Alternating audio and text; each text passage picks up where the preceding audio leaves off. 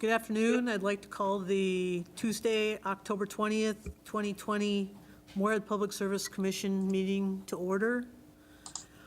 I'd like to take a roll call to see who's here today of the commissioners to inform us if we have a quorum. Mary Daly. Here. Sebastian McDougall. Here. Heidi Durand. Here. And Joel Paulsen. Here. Okay, I'm Christine Thompson. I'm in chambers. Everybody else is joining us via video. Meeting's been called to order. It's time to approve the agenda. Do I have somebody who would like to approve the agenda? Move approval. Second. Okay, I have a motion by Durand, seconded by McDougall to approve the meeting agenda.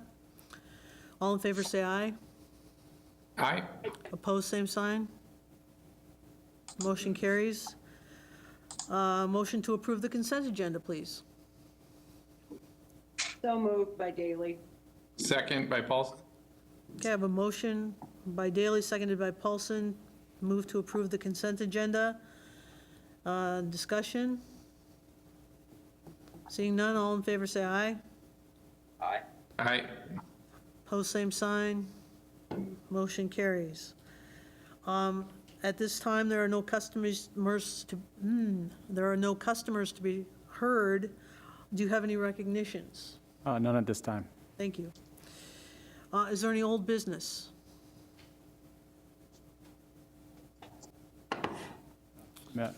Chris, the HR committee item?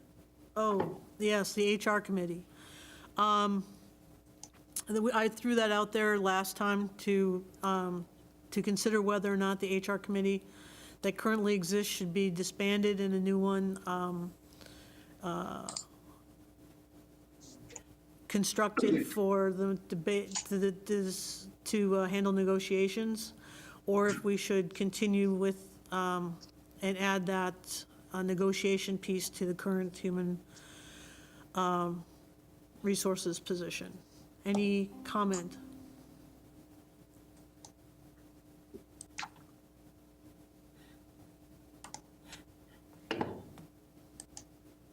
No preferences?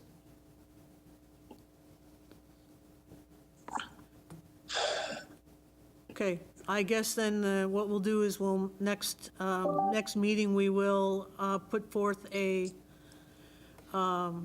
item stating that the Human Resources Committee will stay on until negotiations are completed with the various bargaining units.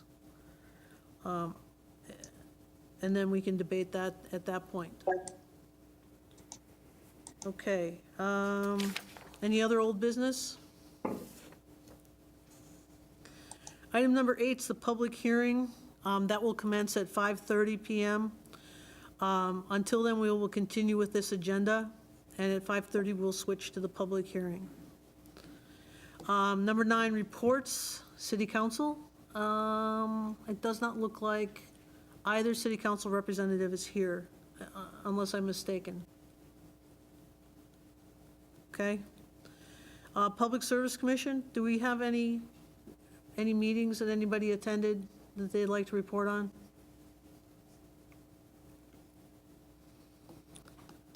Okay, I guess it's General Manager's report. Mr. Schmidt. Sure.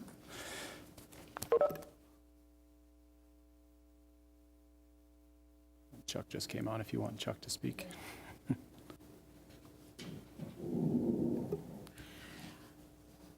I'll do a quick update, Chris.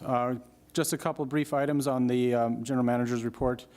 We did get a letter from WAPA regarding the drought adder. This is the second letter. We provided one earlier this year, noting that the drought adder component for Western Area Power Administration, there will be no increase for 2021, so that helps solidify our budgets for 2021 as well.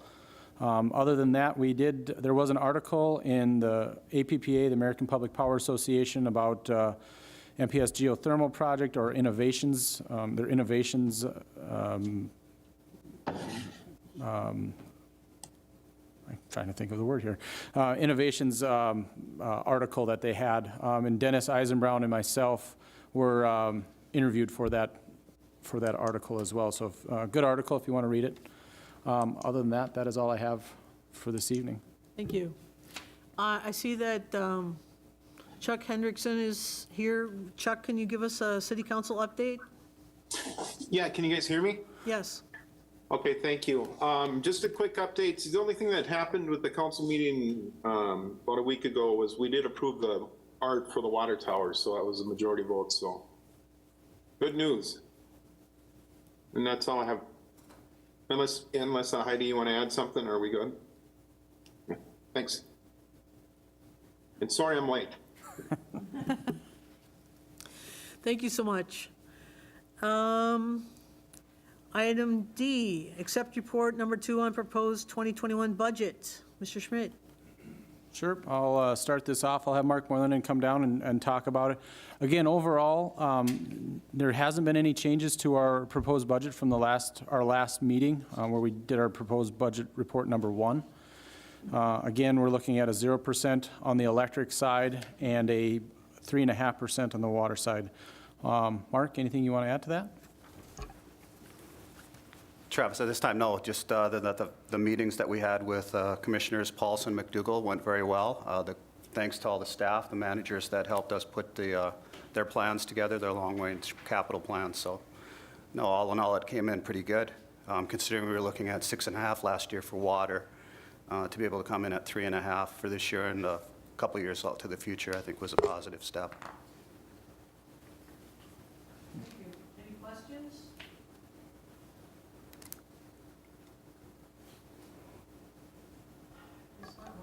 All right, I can live with that. Thank you. Looking for a motion to accept the report. Sorry, I don't think I was on. I'm looking for a motion to accept the report. 9D. Commissioner Paulsen, I move to accept the report. Daley, second. I have a motion by Paulsen, seconded by Daley, to accept report number 2 on the proposed 2021 budget. Any more discussion? All in favor say aye. Aye. Opposed, same sign. Okay, thank you. Item 9E, accept report on electric service extension surcharges. Sure, I'll start this one off here, and then I'll have Dennis come up. But on an annual basis, we do an evaluation of our rates or our surcharges that we charge for any electric service territories that we take over. And on an annual basis, we update that. Currently, there are 2 other utilities or electric utilities that we have surcharges with. That would be XL Energy and Red River Valley Co-op. And we have an agreement, or I shouldn't say an agreement with those utilities based on the service territories that we've taken over. And roughly what the surcharge is it's half the distance between our rate and the other utilities rate. So if ours is 12 cents, or excuse me, if ours is 10 cents and theirs is 12 cents, the surcharge is 1 cent. So it basically comes out to be an 11-cent per kilowatt hour charge. From here, I'm going to let Dennis Eisenbraun speak to the rest of that, but we're just making a modification to the surcharges for the upcoming year. Dennis Eisenbraun, Energy Services Manager. Yeah, we just made some minor adjustments this year, having to do with, our dual fuel rate went down, and so that is what generated a.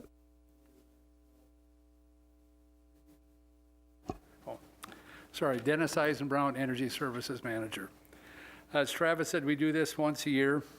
There are just some minor adjustments we've made this year. They're based on, again, the cost of service to provide that versus what they would have paid if they stayed with the original utility. And nothing, I guess, too drastic here at all, so. Do we have any questions for Dennis?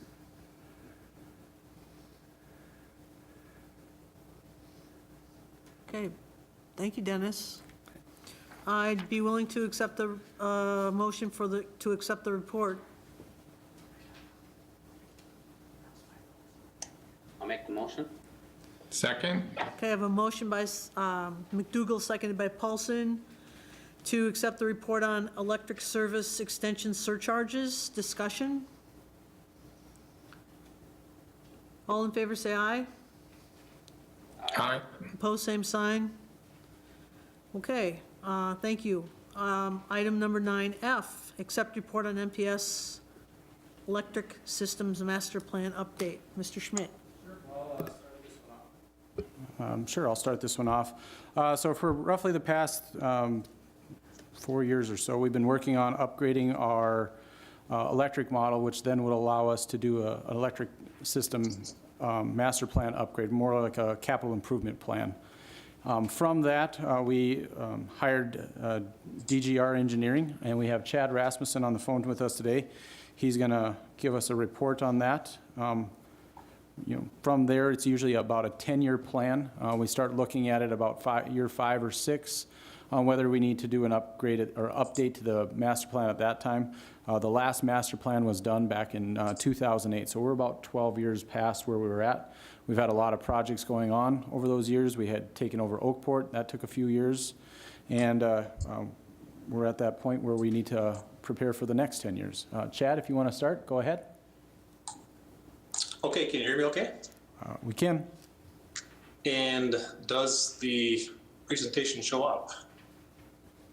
Yes. Okay, thank you, good afternoon. I'm Chad Rasmussen with DGR Engineering, and I'm here today, as Travis mentioned, to present the results of the master plan update for the MPS electric system. I'm intending to cover things today at a high level for the sake of your time, but I understand you've given the full report, and if you have anything that you'd like me to go through in more detail, either during the presentation or afterwards, please feel free to ask me to do so or jump in as we're going along to review this.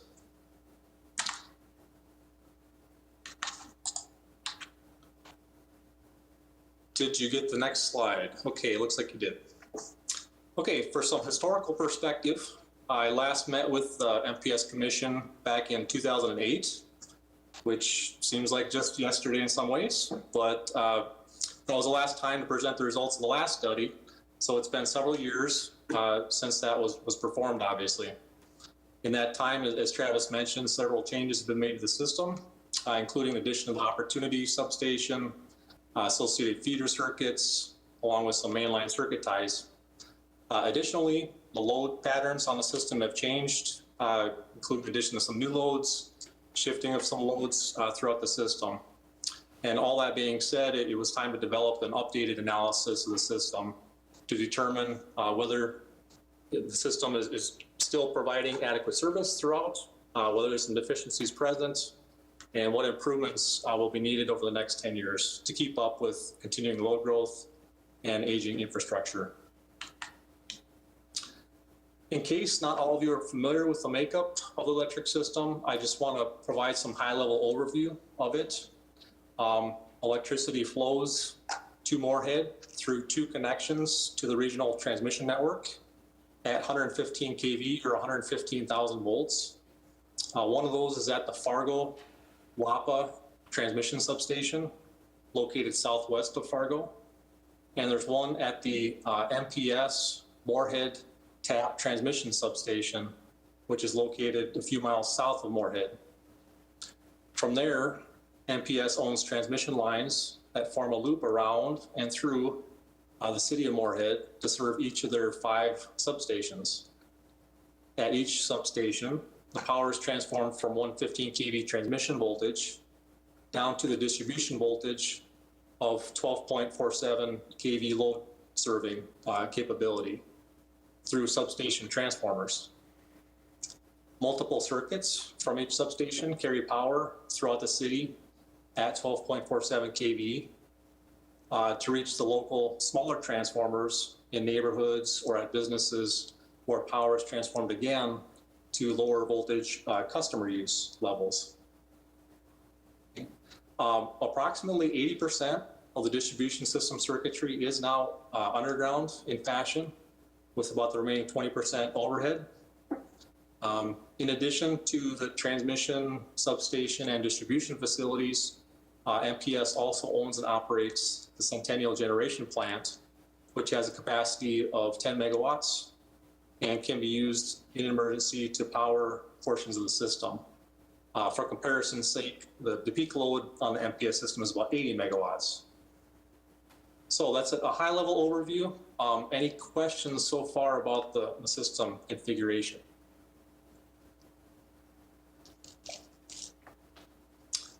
Okay. In order to analyze the system's ability to provide adequate service in future years, we had to develop a load growth projection of the system. The points shown, 2019 and to the left are historical values. And the red line is summer loading, the blue line is winter loading. Over the past 10 years, the load growth has flattened considerably on MPS's system due to energy conservation efforts, offsetting new customer loads. Back in 2008, last time we did this, we were seeing about 3% a year, year-over-year growth. And in recent years, growth rate has been, in more in the 1% or just under range. For the purpose of this study, we settled on using a 1.2% growth rate going forward, which would result in a peak on the system of about 91 megawatts by 2029, which would establish about 10.5 megawatts of new load on the MPS system. So that's the arrows you see going to the right in the blue and the red. In addition to this base projection, what's shown in yellow there is we analyze the system under a large potential future industrial type growth of about 9 megawatts. Because we do have some concern, you've got some large customers on the system. If something big were to happen, we wanted to know what would it take to be able to handle that kind of a load addition. It could take the form of a couple of large industrial loads, could take the form of a large amount of EV penetration, for example, on the system. So in addition to that base projection, we looked at a larger load projection as well and figured out what it would take to accommodate that. Next, I'd like to quickly cover the design criteria that we use to plan around for electric systems. At the local utility level, single contingency level of reliability is used. This means that the system should be able to accommodate the loss of any single major component at peak load with reasonably short outage times. So in other words, we should be able to handle losing a single substation transformer, a single major distribution line, a single transmission line by rerouting power to other areas of the system and get power back up within a reasonable amount of time. In addition to this, we should provide good voltage service to all customers under both normal and emergency conditions. As you can imagine, the farther away you are from the substation, the voltage drops out on the system. So that's a matter of having adequately sized circuits as well as the correct number of circuits to supply good voltage to the customers. Third, we don't want to overload electric system equipment under normal or emergency conditions. Overloading the equipment will cause premature installation failure, cause damage to that equipment, and take up its life earlier than it should. Fourth, we want to provide a system that is flexible in terms of operationally, and an example of that would be switching on the distribution system.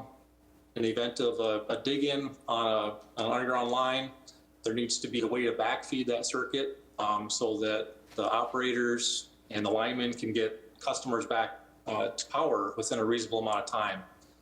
They shouldn't have to rebuild that line to get power back up, for example. So we want a system that's flexible operationally. And then last, we need a system that's expandable to accommodate load growth in an orderly manner. If you get a new customer that wants to connect to your system, you don't have to tell them no. You want to have a system that can accommodate new load growth. Doesn't mean we want to overbuild things, but we do want to have a system that can accommodate additional load. Okay, so getting into system analysis and kind of the process that we go through, we develop what's called a load flow model of the electric system. And we use the JS system that Travis mentioned earlier, which basically has all the conductors throughout the distribution system in it, geographically correct. And we take that and we apply it to our computer model. And in addition to that, we gather all the customer loading information.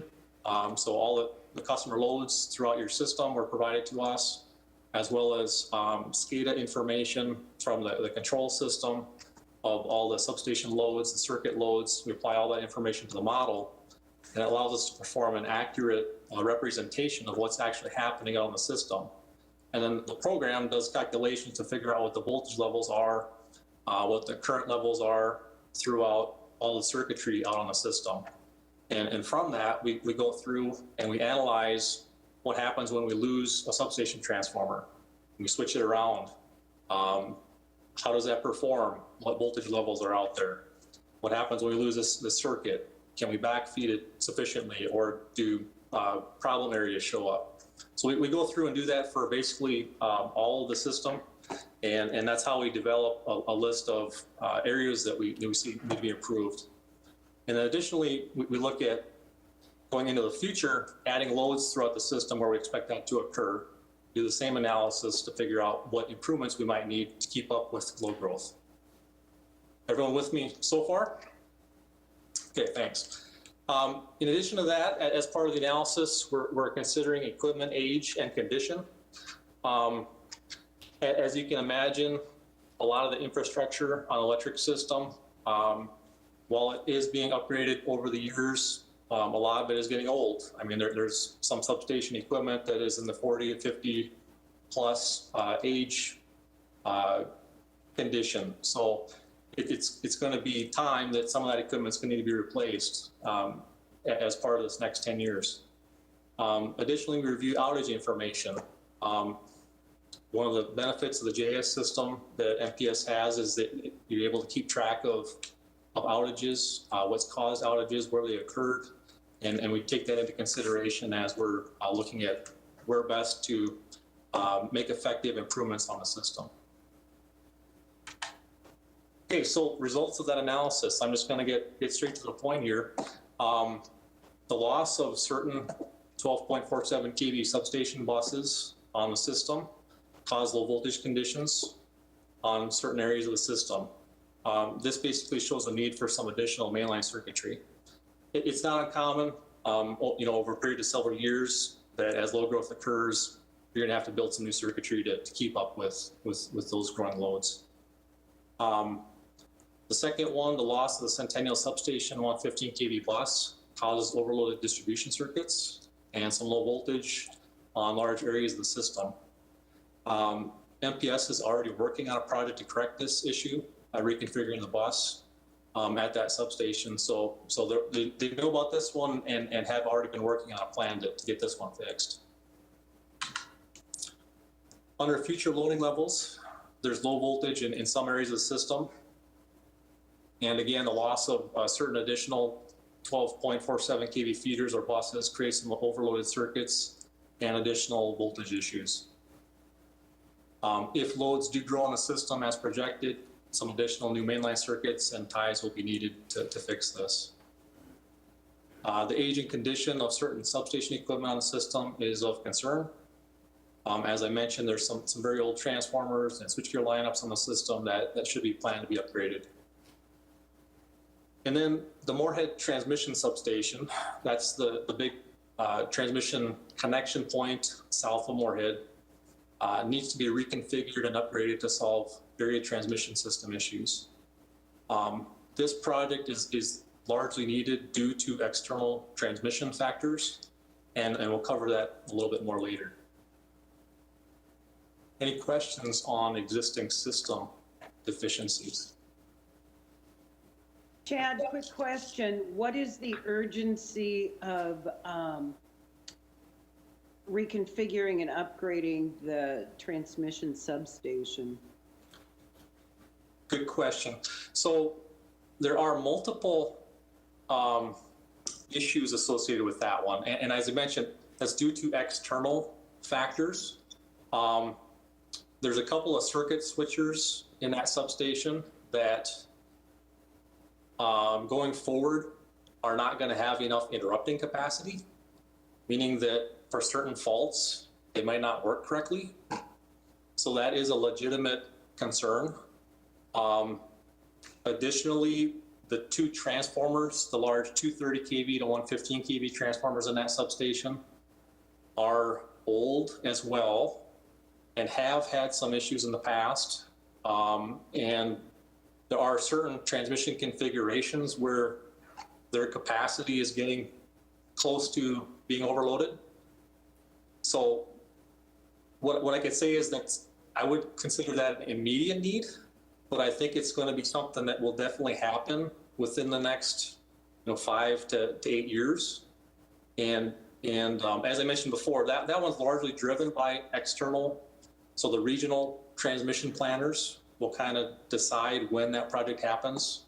And the good thing about it, as I'll talk about later too, is that that's an investment that is reimbursable for MPS because it's a transmission facility, and through your SPP involvement, any big investment you make on the transmission side, you actually get reimbursement for as time goes on. So it's a positive impact financially. Travis, did I miss anything there on that question?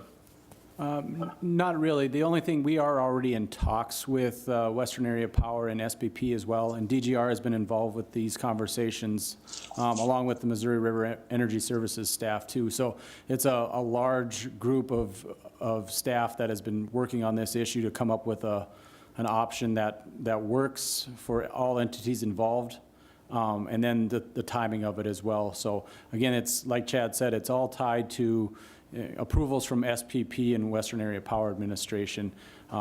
They're kind of the ones that are going to be the trigger factor for when this project occurs. Yep. And I don't know if everyone's familiar, but SPP stands for Southwest Power Pool. They're the regional transmission system operator. And when you get to the major transmission level, they call the shots, I guess, in terms of what projects happen and when they happen. And the reason for that is because then they're reimbursable projects. So, any other questions on existing system efficiencies? Okay, with that, I'll get into the proposed improvements to correct those deficiencies. So I mentioned previously the Centennial sub 115 kV reconfiguration is already underway. And that is presently in design phase to be constructed next year. The Southeast substation modifications, that project includes 15 kV switchgear replacement and a new control building to be installed. In addition to that switchgear being old, there are also some safety and clearance issues with that lineup of switchgear. So we see that as a definite need to get accomplished. Distribution feeder main lines are needed to correct some of that low voltage issues that we discussed previously and to provide additional backfeeding capability on the system. And then overhead to underground conversion. I haven't talked about this topic yet too much, I don't think. We're recommending a process of improving reliability on the distribution system by replacing some of the overhead infrastructure with underground infrastructure. If you read the report, there's some discussion in there about the fact that I believe it's over 70% of the outages on the last 15 years were caused by overhead type situations, whether it's rodents, weather, tree branches, that type of thing. Outages that had those systems been underground just simply would not have occurred. So we do see that as a way to improve reliability. And as you look to replace aged infrastructure, we recommend replacing from overhead to underground where you can. So we've identified that if you've read the report as an optional item, I guess. It's not something that is, critical to be able to provide service to people. However, it's something that can improve their reliability. So the total for phase 1 improvements, which we've identified as being 2021 through 2023, is right at about $5 million. Phase 2 improvements, the opportunity substation modifications. This project would include adding a second substation transformer, and that project will be needed when a significant load expansion or industrial park growth occurs. That project is a floating need based on approximately 6 megawatts of new growth in that area. So that one kind of ties into that orange line that we looked at on the load growth chart, that if that load growth does happen, a second transformer would be needed at Opportunity Substation. In addition to that, distribution feeder main lines, and again, this project also is tied to load growth. If load growth occurs on the east part of the system in that industrial park area, or on the south end of the system, or up in the new Oakport area, we show a need for main lines to some of those areas. We're also including budget in this phase for additional overhead to underground conversion, as previously mentioned. Again, this work is optional for MPS if budgets and time allow for them to be completed.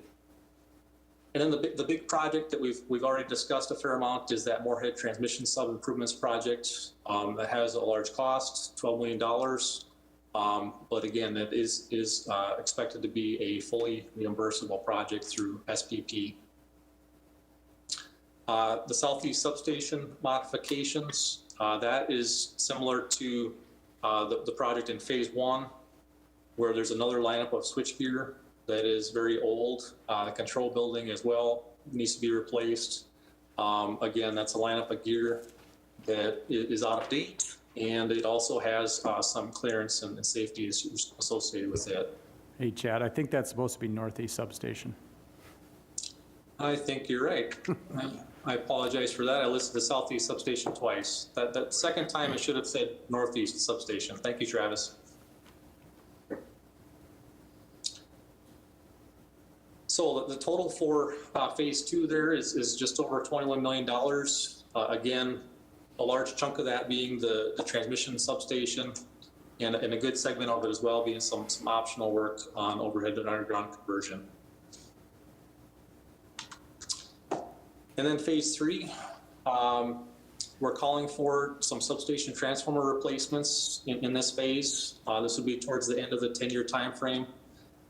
Knowing that several of the transformers, substation transformers on the MPS system will be in the 40 to 50-year age bracket during the study time frame, which doesn't seem old to me, but in reality for electrical equipment that is old. So we're going to budget for a couple of those transformers to be replaced during this time frame. Now, typically transformer replacements, you don't just go and do them just because they're old. That's something that MPS continually monitors.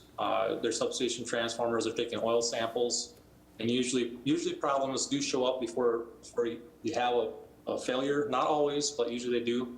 So perhaps that money's not needed, but we do think it's prudent to budget for that in the event that it is, just due to the number of transformers that are that age on your system. And additionally, in this phase, we're showing additional overhead to underground conversion to the tune of about $6 million, which again is an optional item for MPS to consider. With that, the totals for the CIP for all phases of work would be about $34 million. If you take away that optional work, it would be about $23 million. And then beyond that, if you consider that 12 to 13 million of that work is reimbursable transmission investment, you're talking of $10 million minimum, improvements over the next 10 years. For the, What's that? yeah, Chad, for the, again, for the commissioners as well, for the, that transmission project, that $12 million, that is something we would have to bond for because we receive those funds over a period of time. It's just not a automatic, reimbursement. It takes probably 10 years roughly to get those funds reimbursed to us. So that would be something we would look at bonding for.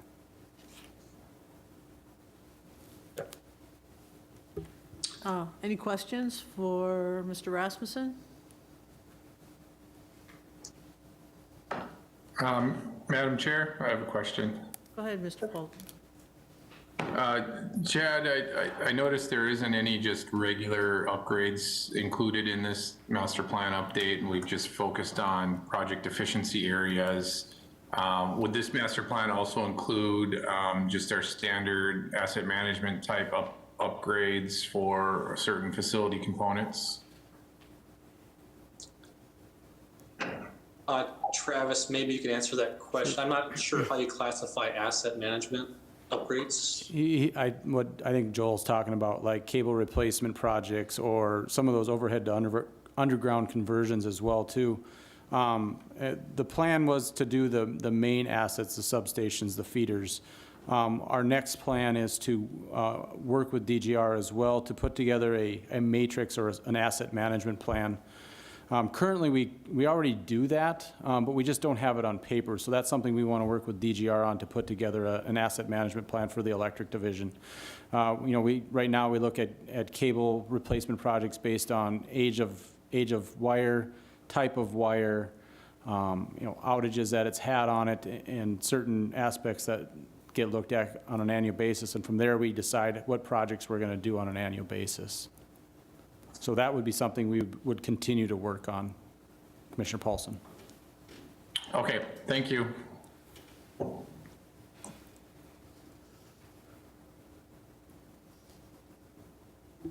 So I have a question. The optional expenditures, if I'm remembering correctly, that's just for underground placement of electric wires. Is that correct? Or That is correct. That's for general overhead Yeah. to underground conversion. okay, great, thanks. Yeah, and another side note to that is, on an annual basis, we maybe do, a couple, one, maybe two overhead to underground conversions, and they get looked at on a case-by-case basis. So we've kind of been doing them, but not to the extent of what's in the master plan, and that's kind of why we put it as an optional item. There's a lot of cost tied to converting equipment from overhead to underground. And, again, we'd have to be looking at bonding efforts or raising rates to do that. And with the current status that everybody's in, I think it would be prudent to look at those on a case-by-case basis and try to make them fit within the budgets and not try to add additional costs to the overall ratepayers. Thank you for that clarification. Any other questions? If not, I'd entertain a motion.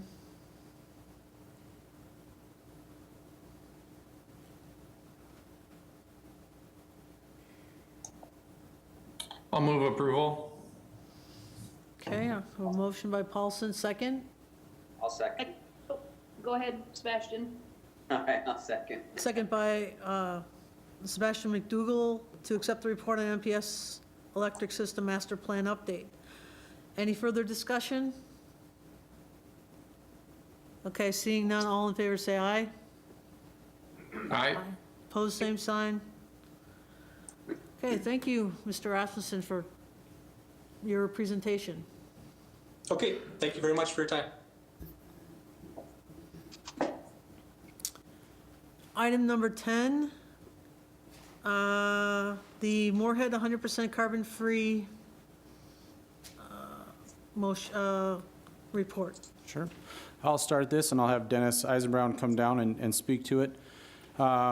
We touched base on this at our last commission meeting and talked about it briefly, so we wanted to bring back an agenda item approving making Moorhead 100% carbon-free through Missouri River Energy Services Bright Energy Choices program.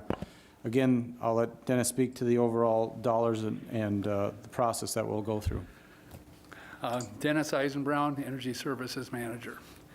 Every once in a while, we get an opportunity to do more with less, and this is one of those examples. Missouri River Energy Services, our power provider, the way they calculate our power mix, they say that 87% of the power we use right now is considered carbon-free. And so they have a program called Bright Energy Choices that for customers who would like to make up that 13% difference starting next year, that they could buy renewable energy credits, thereby making them to be 100% carbon-free. The thing that happened this year that will be effective for next year is that those renewable energy credits have dropped in price by a factor of 5. So instead of being 0.005, basically half a cent per kilowatt hour, they're now 0.1 cent per kilowatt hour. And so this makes it much cheaper. So the current year for people who were doing renewable energy credits with this program, you know, for an average household, they were probably spending, you know, maybe a whole $1.50 or $2 extra a month to get 100% renewable energy. But now with this program, and they're changing it from renewable energy to being carbon-free, is that same customer can now claim 100% carbon-free, not for $2 a month, but for about 12 cents a month. I mean, so it's gotten just very, very cheap. And so we were thinking, you know, we should be able to get a lot more customers on this, because right now we have 277 customers on this program. And then, you know, one thing led to another, and we thought, well, what would it cost to put the entire utility on this thing and make everybody be carbon-free? And we ran the numbers, and we can do that for about $57,000. That's the price of one of our solar arrays. Now, to give you an idea, if we were going to build solar arrays to make up the difference of the 57 million kilowatt hours we need, that's the 13%, we would need to build over 1,900 of these solar arrays at the cost of about $108 million. So this is a really, really good deal. You know, it puts Moorhead on the map, I think, for being environmentally conscious. This is supporting climate change initiatives by people. This is just, I think, a really, really excellent opportunity for Moorhead to step up and basically do something really significant, not only for the utility, but for the whole city of Moorhead. So. This is Commissioner Durand. Chuck and Mary and Joel, you may be able to help me out with this. What step is Moorhead at in terms of the Green City steps? And would this put us, or I mean, could we use this to move to the next level on that Green City initiative through the state of Minnesota? Any of you recall? I can't recall off the top of my head. But this, I think this definitely would move us further along in that process. I just don't know for sure. Aren't we at a step 3? Remember it? Yeah, Commissioner Duran, when I left in 2018, I believe we were at step 3. So I don't know if we've moved forward in the last year or not, but I do think this would apply directly to that program. Mm-hmm. And I can talk with Acting Manager Molly and see if we can Yeah. get some more information on that. Yeah, that's, I mean, it's definitely working in the right direction on a number, Yeah. in a number of ways. So yeah, this is good. This is exciting. Thank you. Yeah, and I think at the last meeting I made the same statement, but I think last year at this point in time, we were looking at this as well, and I think it was about $600,000 was the cost to do what we're going to do tonight potentially. So the costs have gone down significantly. Our percentage of carbon-based power resources has gone down as well. So we went from, I think, 24, Dennis, or 34? 37. 37 down to 13%, and that's, you know, based on Missouri River looking at how they calculate their power resources based on their portfolio. So, again, this is going to be about a $60,000 cost. There's no rate increase for this. We're going to be able to absorb these costs, where last year it looked like it could be a 1.5% to 2% rate to do that. So this is a really good thing to do, and I think from a standpoint, we would look at this on an annual basis, because on an annual basis, Missouri River will, provide us updated pricing on these RECs as well. So I think we'll be bringing this back to you on an annual basis to see if we want to continue it based on costs or not. General Manager Schmidt or Dennis, do we know, is there any other communities in northwestern Minnesota or in North Dakota that are completely carbon-free? I don't know specifically, but I do know that there are other cities in the Missouri River system that are considering this, to go 100% carbon-free. Yeah, I think this is a great opportunity to really highlight Moorhead Public Service and the city of Moorhead, and really be a leader in this realm, and show that it's possible to be a community of potentially 50,000 people and be carbon-free. It's pretty impressive. You can put that in your promotional materials for Moorhead, be a great thing. Yeah. Yeah, it's definitely a very positive, good way to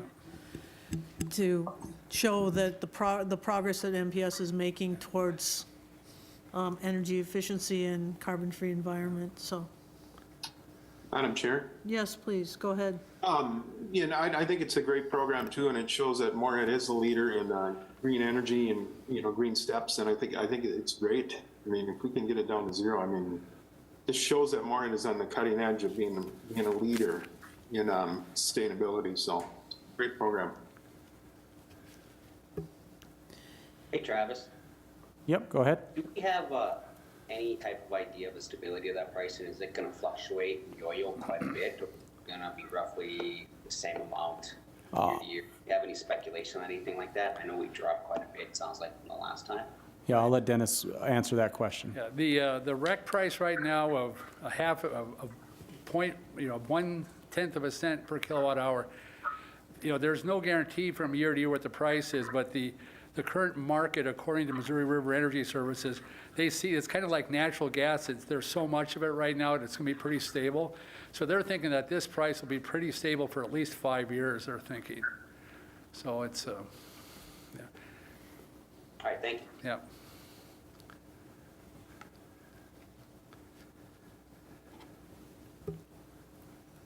Any other questions or comments?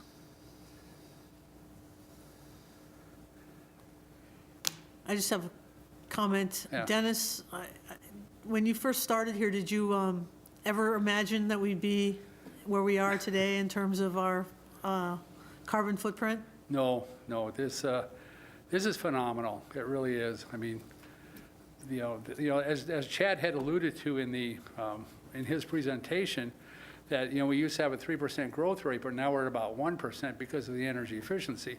So we're doing more with less, and, these are the kinds of examples where these things pay off. Yeah. So we're starting to get, momentum. It's starting to build up. Thank you so much. Okay, thank you.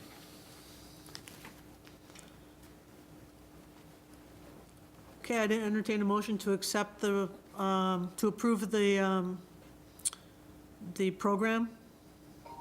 Duran moves approval. Daley second. Okay, I have a motion by Duran and seconded by Daley to approve the Bright Energy Choices Program. Discussion? Hearing none, all in favor say aye. Aye. Opposed, same sign. Right? Okay. I take it that was an aye, Commissioner Paulsen? That was an aye. Okay. Just wanted to be clear. Opposed, none. The program has been approved. Item number 16 is to approve the 2021 strategic plan for Moorhead Public Service. Mr. Schmidt. Sure, I'll speak to this. So typically on a 3-year cycle, we have a strategic plan for 3 years. 2020 was the year we were supposed to do an update to that. due to COVID-19, we were not able to sit down as a group, staff members, and talk about the strategic plan and, the next 3 years. So basically what we did is updated our current plan that was from 2018 to 2020 with just a one-year adjustment or modification to it. And really, the overall strategic directions did not change at all. And underneath those strategic directions, we have goals as well. And the goals didn't change either. What did change is we did remove some of these sub-goals and added some additional sub-goals to that as well. And really, those are the action items or the action plans for the next year or 3 years, depending on what was approved. And from there, that gives staff, kind of their work tasks for the next year or 3 years. So really what we've got, again, our 5 strategic directions are continue to build Moorhead Public Services' excellent reputation by delivering safe, reliable, efficient, and economical utility services to meet the needs of the community. Ensure the strong financial standing of the utility to meet and exceed expectations by efficiently managing input costs, assets, resources throughout conversations and resource development, attract and retain qualified and competent staff, develop and maintain relationships with local, regional, and national political and regulatory representatives and organizations, and then investigate innovative technologies that meet the future utility needs efficiently. So those are the 5 strategic directions that we have, and really from there, there's goals for that, and then the sub-goals as well. So what you're approving tonight is just a one-year working plan for staff and myself to work on. And then what our plan is early in 2021, we'll revisit our strategic plan, our mission, core values, and from there we'll work, hopefully, if COVID allows us to meet, we'll try to put together a three-year plan in 2021. From there, I'll accept some questions. Commissioner Schmidt? Yep. Oh, I said thank you. Oh, you're welcome. Any questions or comments? Madam Chair, I'd just like to congratulate General Manager Schmidt. I think these are great strategic directions, and they're going to maintain all the great work that Moorhead Public Service has been doing over the years. And I'm excited to see how he is going to help lead and guide Moorhead Public Service for implementation of these strategies. So thank you, General Manager. Thank you.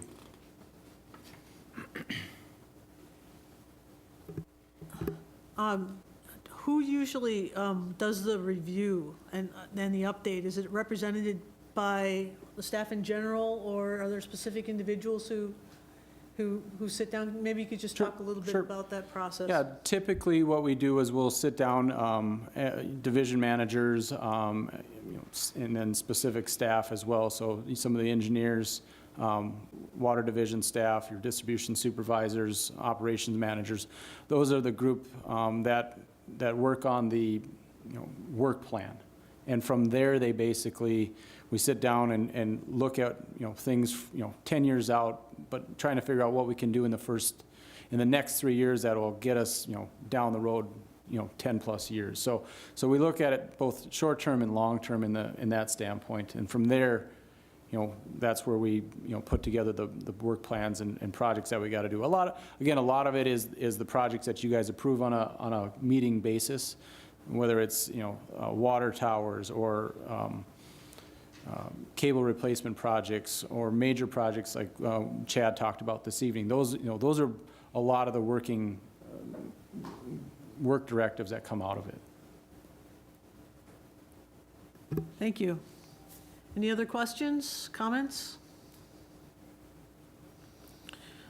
Okay, I'm ready to entertain a motion then.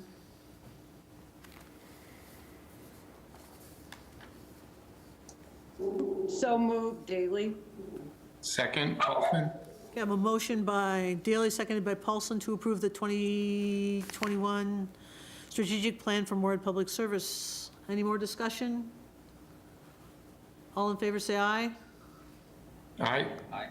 Opposed, same sign. Okay, the motion is passed. We have a 5-minute break between now and the rate hearing.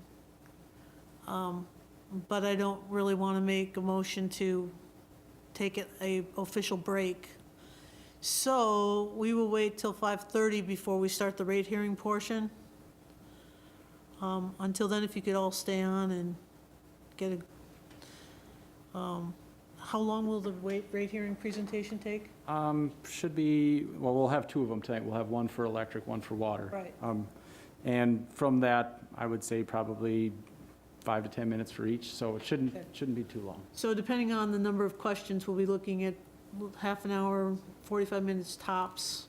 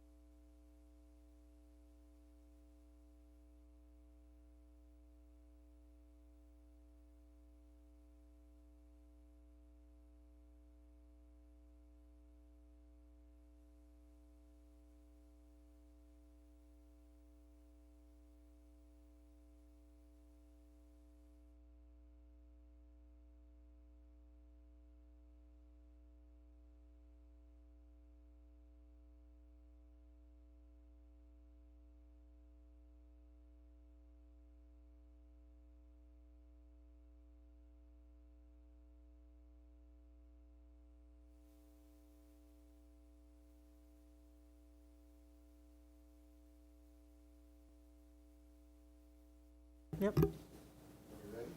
Yep.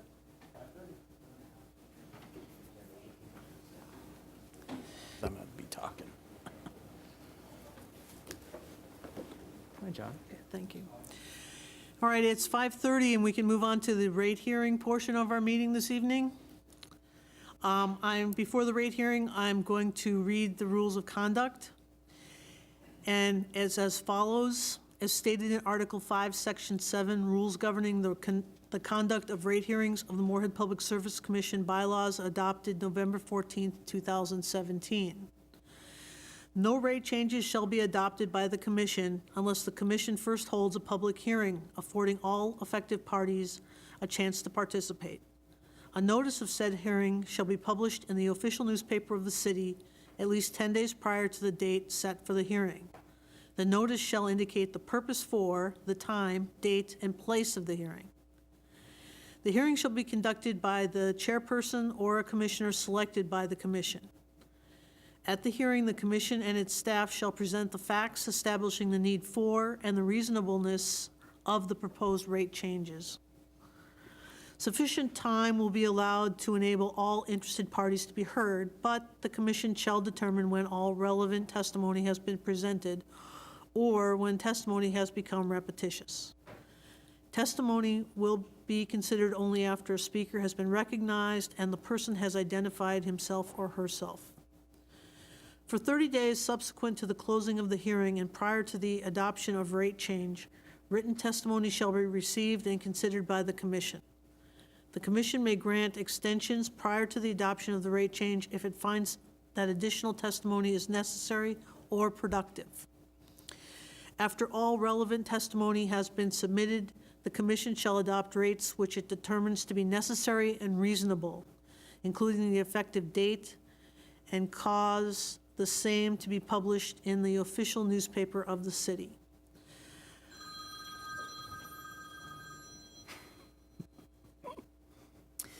I would request a motion to open the electric rate hearing. So moved. Second? Okay, I have a motion by Paulsen, seconded by McDougall to open the electric rate hearing. All in favor say aye. Aye. Opposed, same sign. Okay, the rate hearing for the electric rate hearing, I'm sorry, I should have been more specific. The electric rate hearing is now open. Okay, 1 second.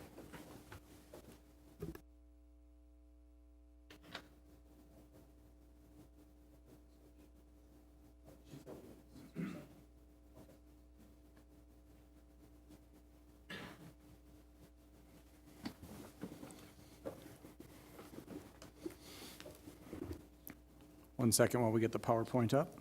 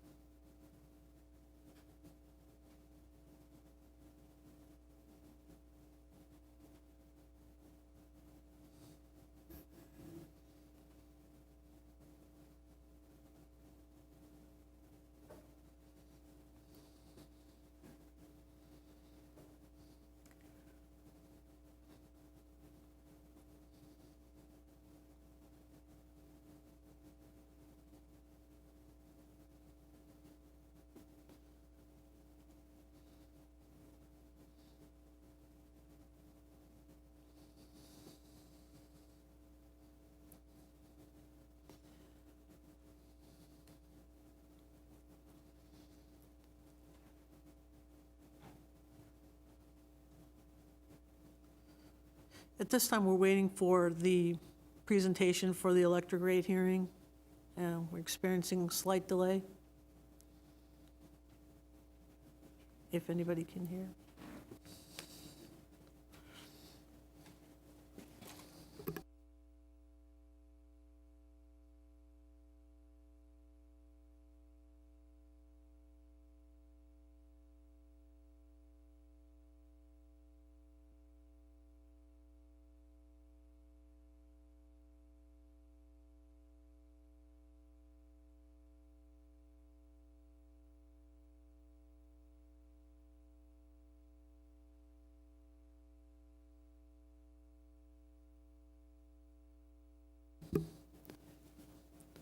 Here we go.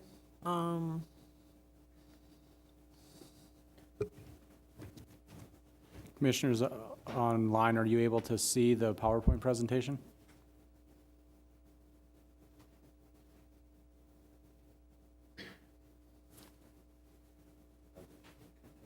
No, disconnected.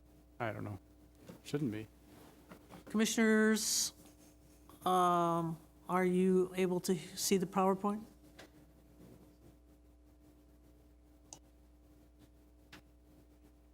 Yes. Excellent, thank you. Okay, we're good to go. Okay. All right, so this is the Moorhead Public Service rate hearing for 2021 electric rates. Next slide, please. How are electric rates determined is the question.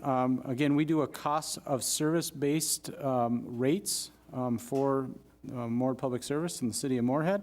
And this is done typically on a 5-year time frame.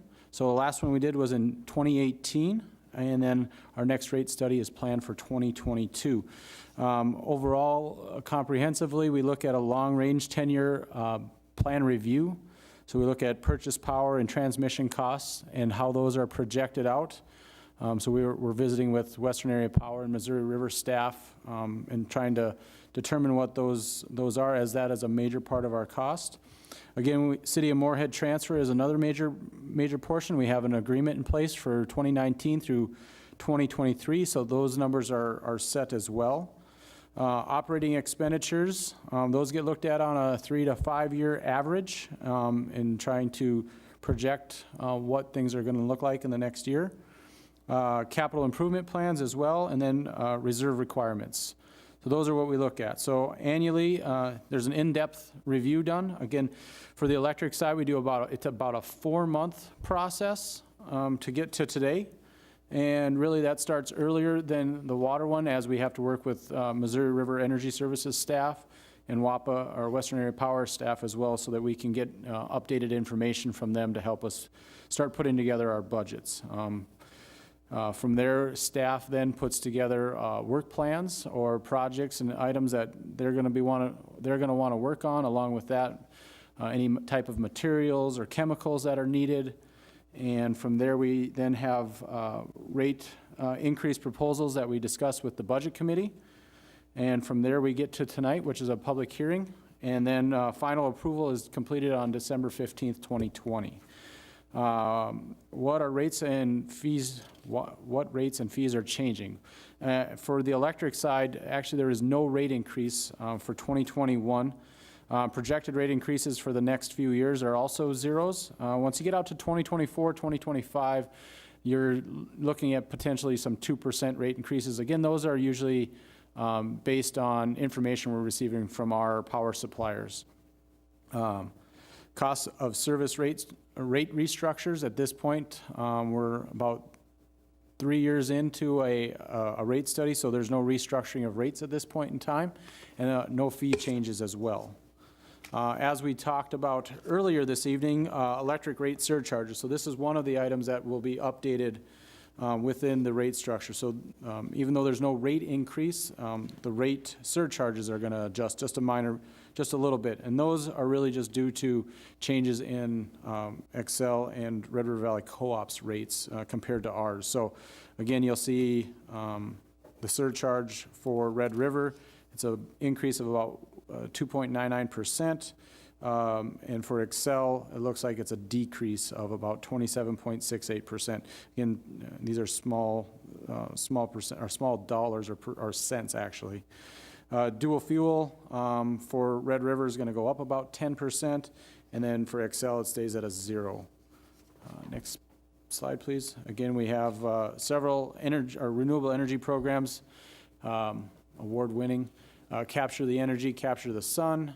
Capture the Wind is our oldest program that we've got in place, and then Capture the Earth, which is something with geothermal, and that will be coming more in the next few years. Because of actions taken earlier this evening, we don't really need to talk about the Bright Energy Choices because we're going to do that 100% for the entire city of Moorhead or all Moorhead Public Service customers, so we can skip this one. This was just going to be if that was not approved, we would have to adjust those rates for our customers if they wanted to do the 277 roughly that are already involved, and others that could ask to be involved.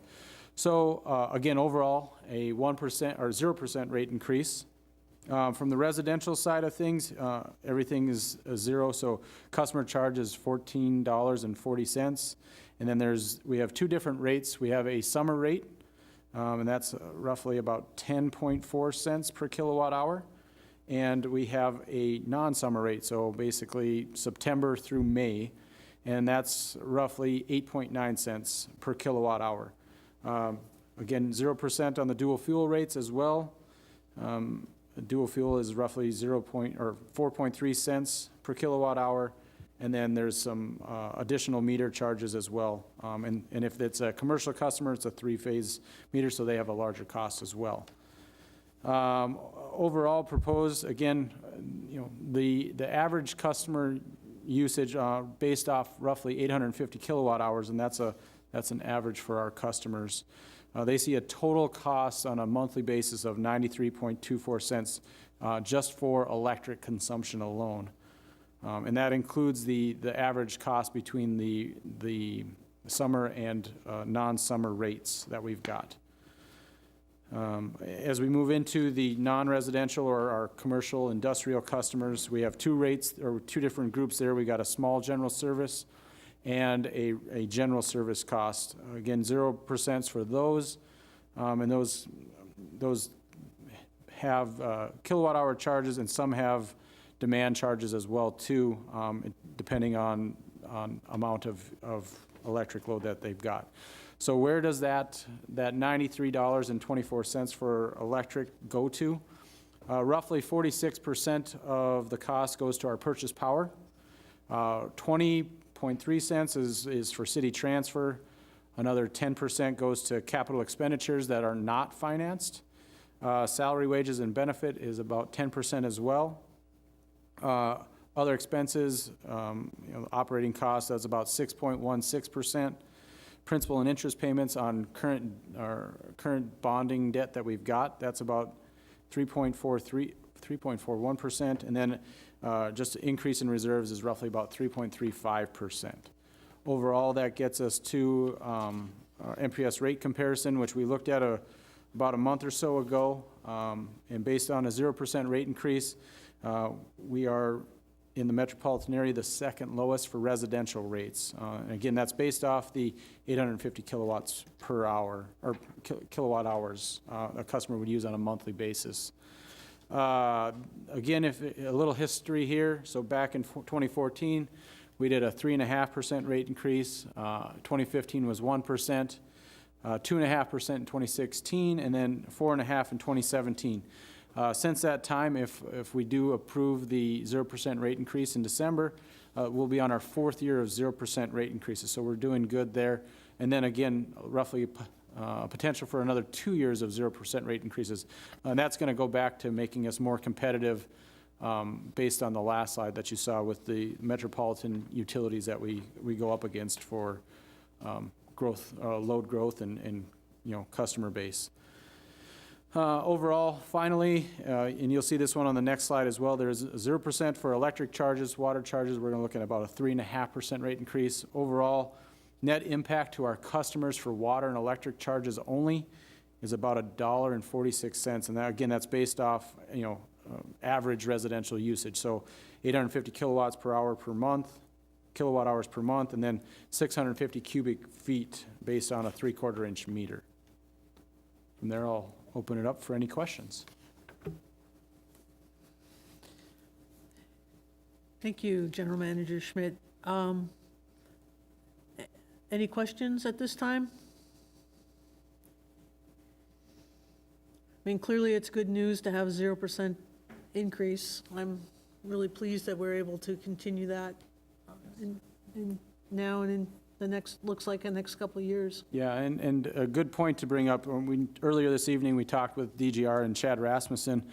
We've actually already, and the Budget Committee is aware of this too, but for our budget process that we had, we were able to incorporate all the costs from the electric master plan update, or electric system master plan update, into the budget. So those costs are already incorporated into the next 10 years as well too. So, we adjusted and staggered some stuff so that we could levelize costs and levelize rate increases if necessary out into the next 10 years. So, as you can see, the cost impacts were good for Moorhead Public Service over the next 10 years. We should not see some major increases.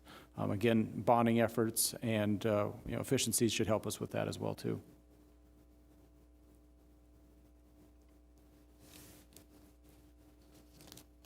Any questions or comments? We don't have any, it doesn't look like we have any public input at this time. Not seeing any indication of that. If there's no questions or comments, we need a motion to close the electric rate hearing. Daily move to close the meeting?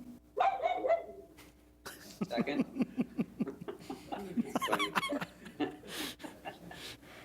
Is that a second? Yes.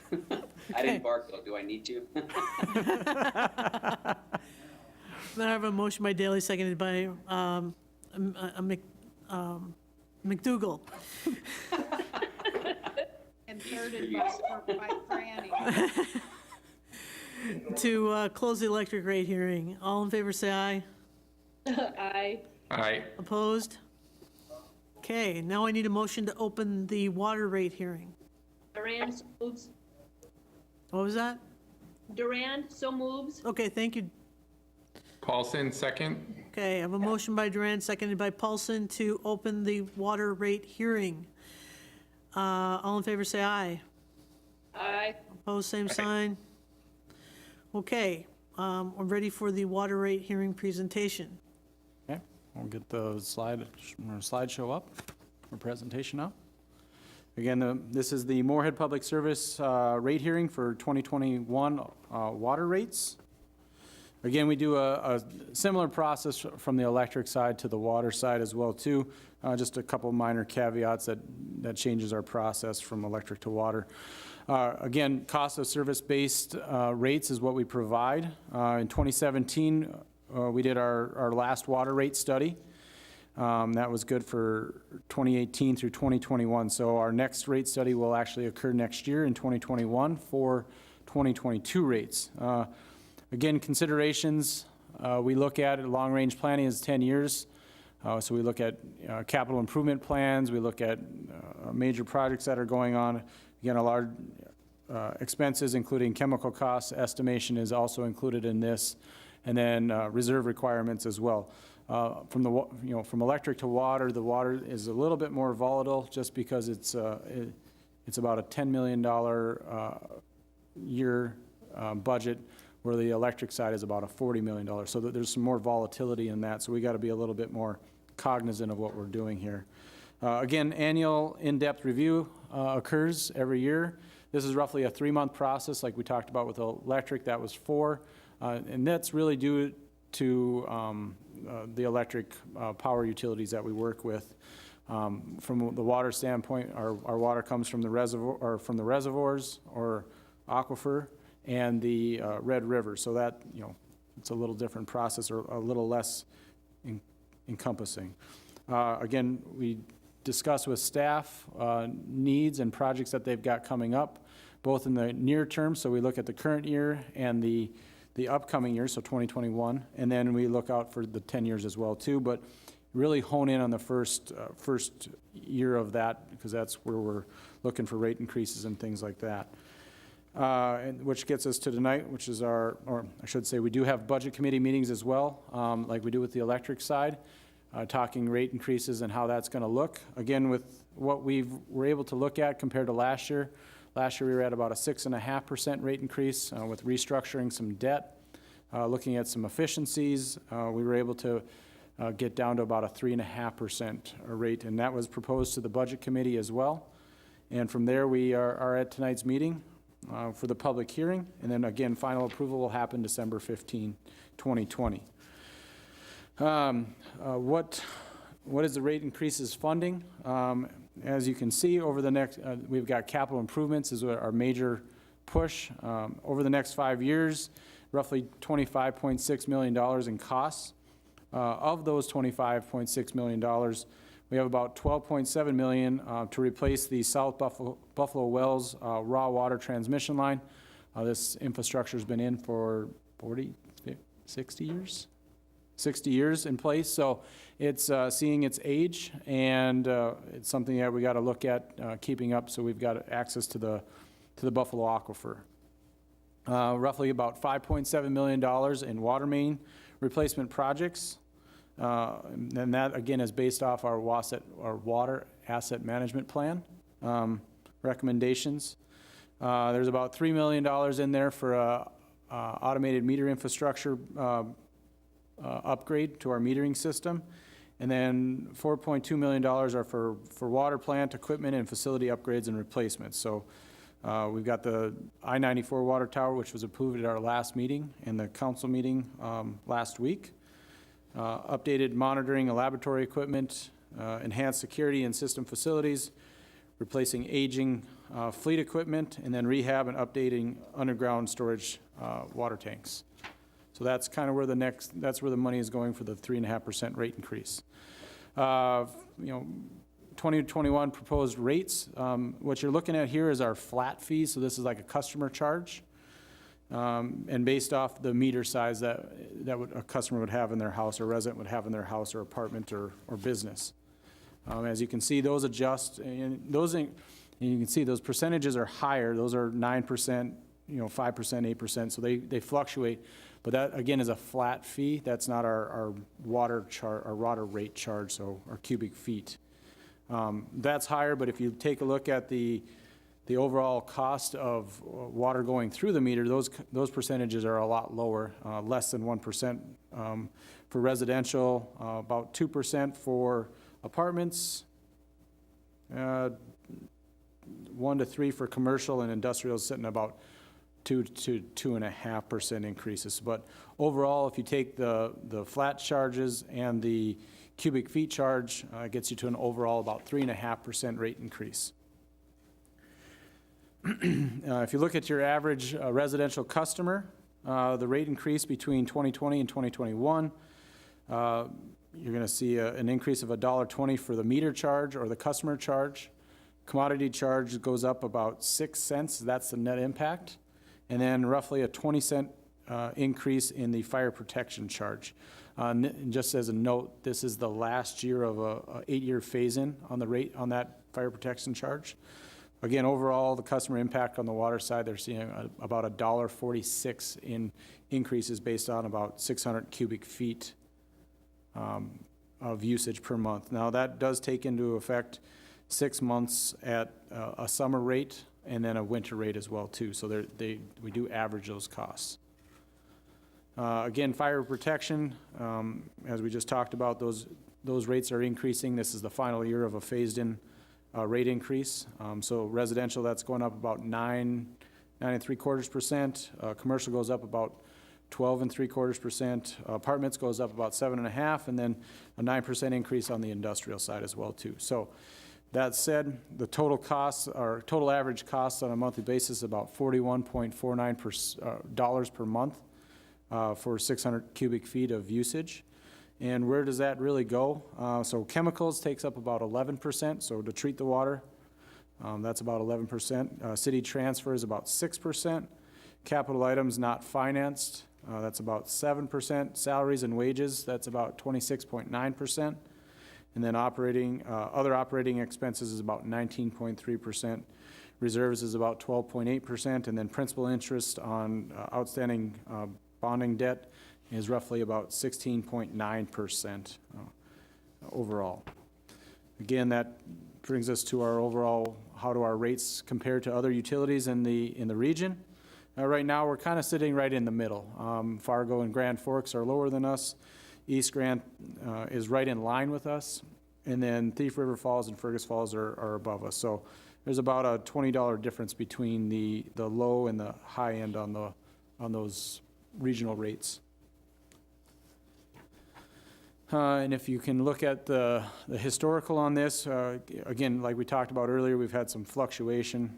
2013 and 2014 was 2% and 3%. And then we were sitting at about 6.5% for the next 3 years, so 2015 through 2017. We were able to bring it down a little bit in 2018 and 2019 to about 5.3%. In 2020, we were at 6%. And again, like we talked about earlier, based on our restructuring of some debt and some other cost savings measures and efficiencies, we were able to find a 3.5% rate increase. And looking forward into the next few years, 3.5s are currently what's proposed. And we'll be looking at how to keep those in line as well too.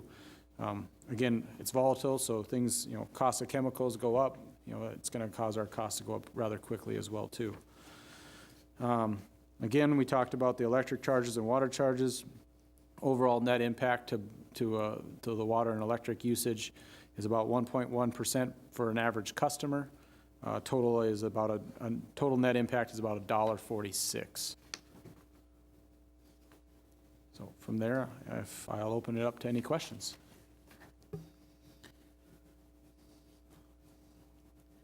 Thank you, Mr. Schmidt. Thank you. Comments or questions?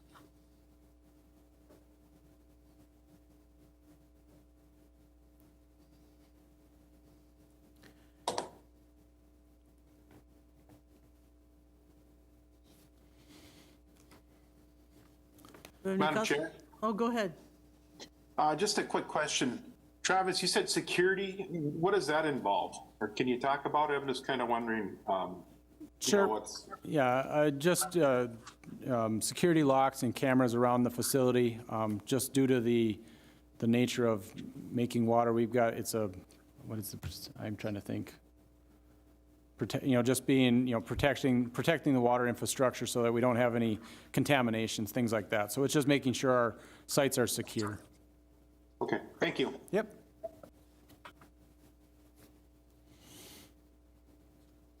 I really appreciate you sharpening your pencils and coming up with this rate. This is very optimistic. Yeah, and another good point to bring up too is we have been talking with city staff as well. One way to help us in the future to bring down some of those rates, we talked about the replacement of the Buffalo Well line. That's a major cost for us. If we could work to get some bonding money through the state of Minnesota, that would help us reduce those overall rate increases going forward as well.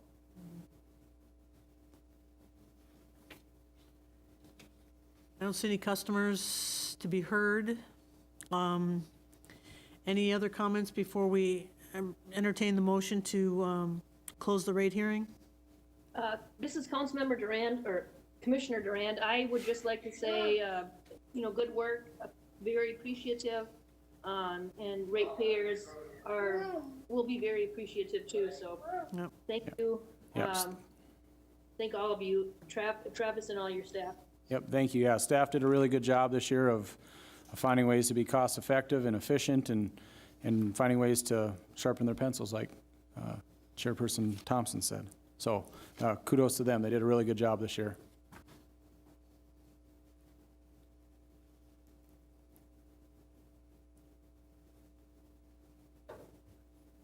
So about that motion, Make the motion.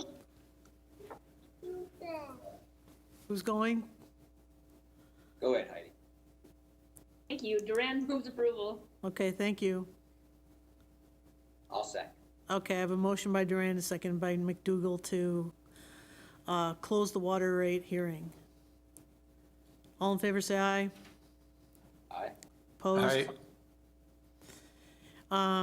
Okay, we have now closed the water rate hearing. It is important for me to note that written comments will be received for 30 days from the date of this hearing, and no action will be taken on the rates until 30 days from the date of this rate hearing. For comments to be considered by the commission, written comments should be postmarked no later than Friday, November 20th, 2020, and mailed to Moorhead Public Service Commission at P.O. Box 779, Moorhead, Minnesota, 56561-0779. A formal decision regarding MPS's 2021 rate structure will be determined at the Commission's meeting on or about December 15th, 2020. Additional information on our proposed budget and rates is available at www.mpsutility.com.